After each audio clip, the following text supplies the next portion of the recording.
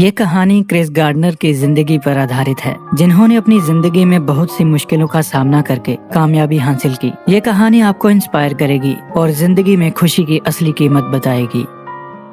1981 के दौर में क्रिस अपनी पत्नी लिंडा और बेटे क्रिस्टोफर के साथ सैन फ्रांसिस्को में रहता था। उसने अपने सारे पैसे लगाकर बोन डेंसिटी स्कैनर नाम की ढेर सारी मशीनें इस उम्मीद में खरीदी थी कि वो आसानी से हॉस्पिटल में बिक जाएंगी, लेकिन किस्मत को तो कुछ और ही मंजूर था। वो मशीन एक्सरे मशीन की कीमत से दुगने दामों पर थी, तो जाहिर सी बात थी कि उसे बेच पाना एक जंग जीतने के बराबर था। लेकिन क्रिस को घर का गुजारा चलाने के लिए महीने में कम से कम 2 मशीनें बेचनी ही पड़ती थी, वरना घर का किराया और राशन का इंतजाम मुश्किल हो जाएगा। इन्हीं हालातों के चलते क्रिस की जिंदगी आर्थिक परेशानियों से जूझ रही थी। 2 महीनों से उसने अपने घर का किराया नहीं दिया था और घर का खर्च चलाने की सारी जिम्मेदारी लिंडा के कंधों पर आ चुकी थी, जो पैसों के लिए डबल शिफ्ट में काम कर रही थी। हर बार क्रिस की नाकामयाबी को देखकर लिंडा थक चुकी थी। उसे लगने लगा था कि क्रिस अपनी जिंदगी में कुछ भी कर नहीं पाएगा और क्रिस से शादी करके उसने अपनी जिंदगी बर्बाद कर दी है। पैसों की किल्लत के चलते उन दोनों में झगड़ा होना एक आम बात हो चुकी थी।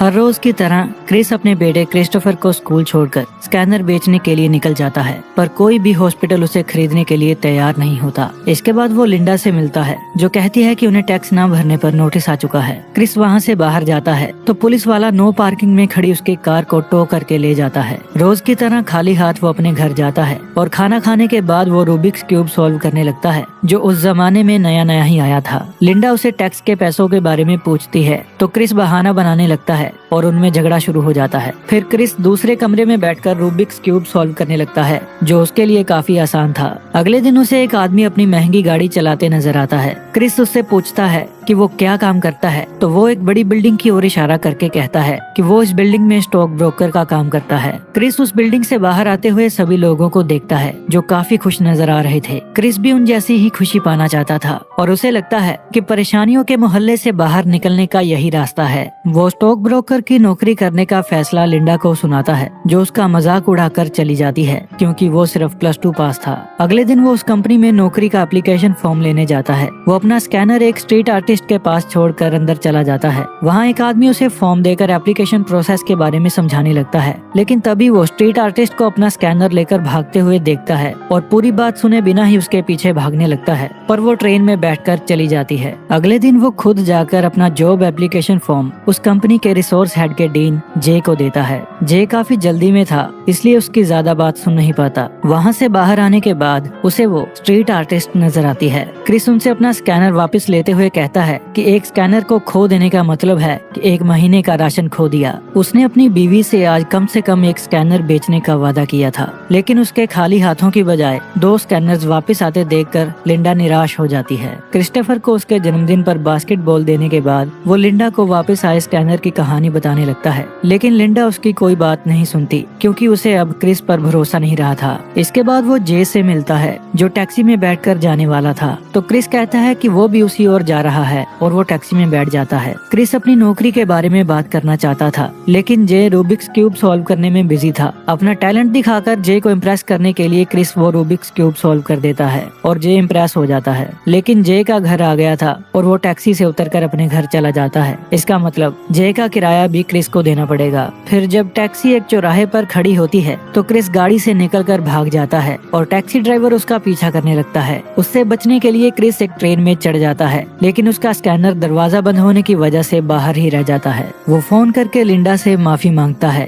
क्योंकि वो क्रिस्टोफर को लेने उसके स्कूल नहीं जा सका था। क्रिस्टोफर को स्कूल से लाने के लिए लिंडा को अपनी एक शिफ्ट छोड़नी पड़ी थी और वो क्रिस से कहती है कि वो घर छोड़कर जा रही है। क्रिस भागकर अपने घर की ओर आता है, लेकिन लिंडा जा चुकी थी। उसी समय उसे जे का फोन आता है, जो उससे इम्प्रेस हो गया था और अपने सेक्रेटरी का नंबर लिखने के लिए कहता है, लेकिन क्रिस के पास कोई पेन नहीं होता, तो वो नंबर याद कर लेता है और साथ वाले स्टोर में जाकर लिख लेता है। अगली सुबह वो स्कूल के बाहर लिंडा से मिलता है और कहता है कि क्रिस्टोफर मेरे साथ ही रहेगा, क्योंकि वो अपने बेटे से बहुत प्यार करता है और उसके बिना रह नहीं सकता। लिंडा उससे काफी नाराज थी। वो क्रिस्टोफर को उसके पास छोड़कर चली जाती है। शाम को वो क्रिस्टोफर को स्कूल से लेकर घर चला जाता है और मकान मालिक उसे मकान खाली करने के लिए कहता है, क्योंकि उसने 2 महीनों से किराया नहीं दिया था। क्रिस उससे कुछ दिनों की मोहलत मांगता है, जिसके बदले में वो घर को पेंट करेगा और मकान मालिक मान जाता है। अगले दिन जब वो वो दीवारों को पेंट कर रहा था तब दरवाजे पर पुलिस उसे गिरफ्तार करने के लिए आ जाती है, क्योंकि उसने नो पार्किंग का चालान नहीं भरा था। वो पुलिस स्टेशन जाकर चालान भरता है, लेकिन पुलिस वाला कहता है कि चालान सुबह 9:30 बजे वेरीफाई होगा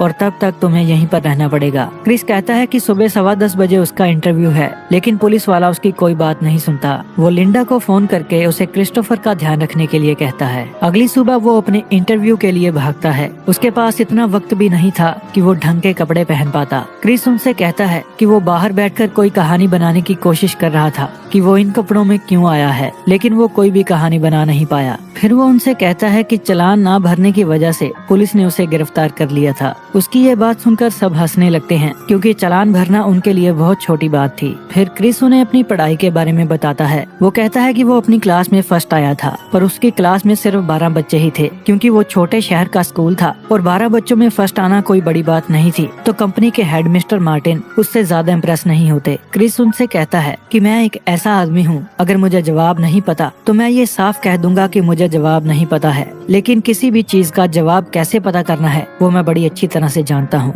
मिस्टर मार्टिन कहते हैं कि अगर एक आदमी बिना कमीज पहने तुम्हारी कंपनी में इंटरव्यू देने के लिए आएगा तो तुम उसे नौकरी पर क्यों रखोगे। जवाब में क्रिस उनसे कहता है कि शायद उसने एक अच्छी पैंट पहनी हो, इसलिए यह जवाब सबको अच्छा लगता है और वो क्रिस को सेलेक्ट कर लेते हैं। ऑफिस के बाहर वो जे से कहता है कि मैं नौकरी के बारे में सोचकर बताऊंगा, क्योंकि नौकरी लगने से पहले उसे 6 महीनों के लिए ट्रेनिंग करनी पड़ेगी, जिसके बदले में उसे कोई भी पैसा नहीं मिलेगा। क्योंकि जब वो एप्लीकेशन फॉर्म लेने गया था तब उस स्ट्रीट आर्टिस्ट की वजह से क्रिस सारी शर्तें ध्यान से सुन नहीं पाया था। रात को लिंडा क्रिस्टोफर को लेकर वापस आती है और कहती है कि उसे न्यूयॉर्क में वेट्रेस की जॉब मिल गई है, लेकिन क्रिस कहता है कि वो क्रिस्टोफर को अपने साथ ही रखेगा। क्रिस पता नहीं क्रिस्टोफर को कैसे पालेगा, ये सोचकर लिंडा रोती हुई वहाँ से चली जाती है। फिर क्रिस जे को फोन करके कंपनी ज्वाइन करने के लिए कहता है। वो अपना सामान लेकर एक सस्ते मोटल में रहने के लिए चला जाता है। फिर क्रिस्टोफर एक बास्केटबॉल प्लेयर बनने की बात कहता है, पर क्रिस कहता है कि वो एक बड़ा प्लेयर नहीं बन पाएगा, जिससे क्रिस्टोफर का कॉन्फिडेंस गिर जाता है। उसका उदास चेहरा देखकर क्रिस उससे कहता है कि किसी से भी ये बात मत सुनो कि हम अपने सपने पूरे नहीं कर सकते, चाहे वो तुम्हारा बाप क्यों ना हो। अगर हम ठान ले तो हम कुछ भी कर सकते हैं। एक स्कैनर बेचकर उसके पास कुछ पैसे आ जाते हैं जो गुजारा करने के लिए काम आएंगे।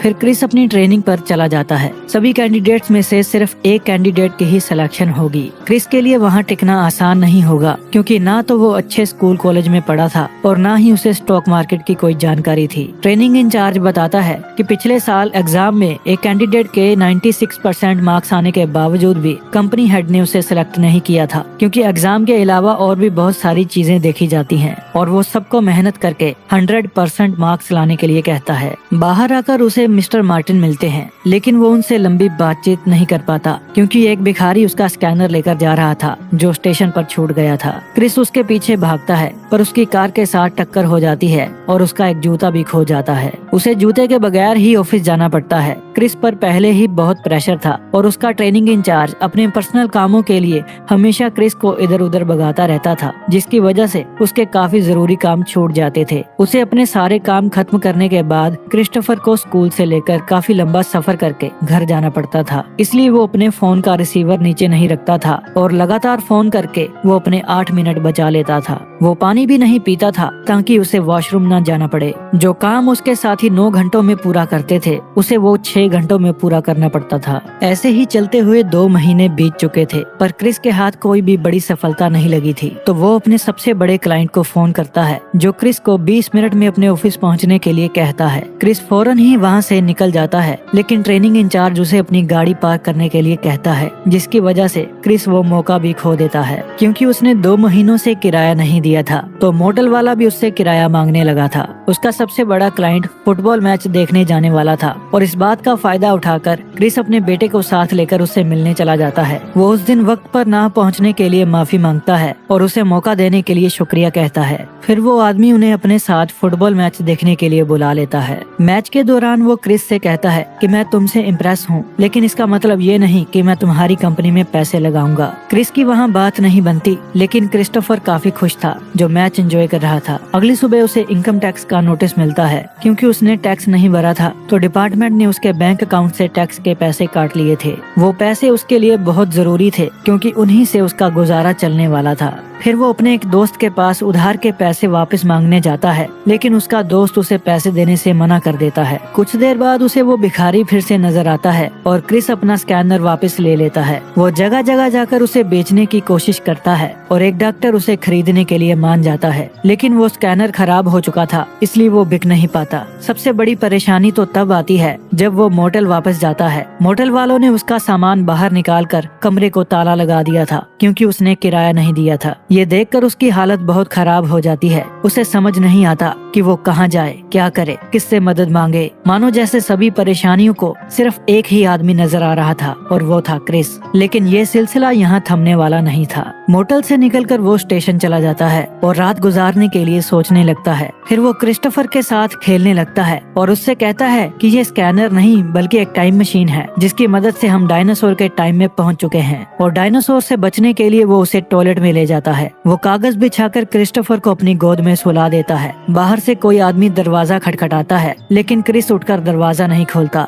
उसने अपनी जिंदगी में खुद को इतना बेबस और मजबूर कभी महसूस नहीं किया था। तो उसके सब्र का बांध टूट जाता है और वो रोने लगता है। अगले दिन वो रहने के लिए एक चर्च में जाता है जहाँ बहुत लंबी लंबी लाइंस होती हैं। चर्च में जगह कम थी, तो जो वक्त पर आ जाता था उन्हें जगह मिल जाती थी और बाकी लोगों को वापस भेज दिया जाता था। वो स्कैनर को ठीक करने की कोशिश करता है, लेकिन उसका एक पार्ट खराब हो गया था और नया पार्ट खरीदने के लिए उसके पास पैसे नहीं थे। अब क्रिस की परेशानियां दुगनी हो चुकी थी। उसे वक्त से पहले अपना सारा काम खत्म करके अपने बेटे के साथ चर्च की लाइन में लगना पड़ता था ताकि उन्हें जगह मिल सके। ये स्ट्रगल उसकी जिंदगी का सबसे मुश्किल दौर था, जिसकी वजह से वो खाना पीना भी भूल चुका था। उस चर्च में क्रिस की तरह सैकड़ों लोग थे जो अपनी जिंदगी की परेशानियों से जूझ रहे थे। अगले दिन वो अपनी इंटर्नशिप का फाइनल एग्जाम देता है, लेकिन उसके चेहरे पर नौकरी मिलने का कॉन्फिडेंस नहीं होता। वहाँ से बाहर आकर उसे मिस्टर मार्टिन मिलते हैं, जो अपनी टैक्सी का किराया देने के लिए क्रिस से $5 उधार मांगते हैं क्योंकि वो अपना पर्स भूल आए थे।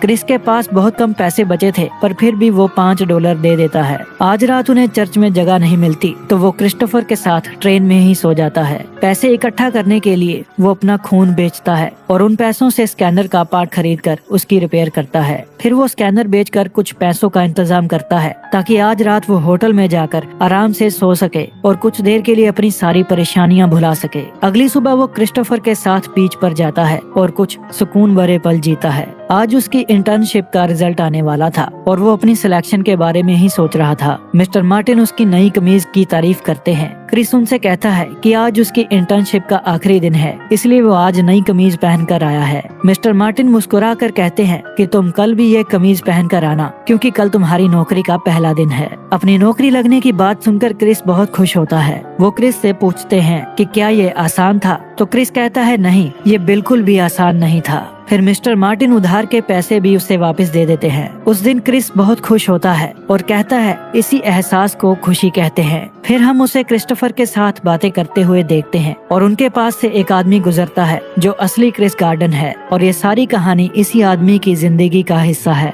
कहानी के अंत में हमें बताया जाता है कि क्रिस अपनी जिंदगी में एक कामयाब बिजनेसमैन बना जिसने $multi-million की कंपनी खड़ी कर दी थी।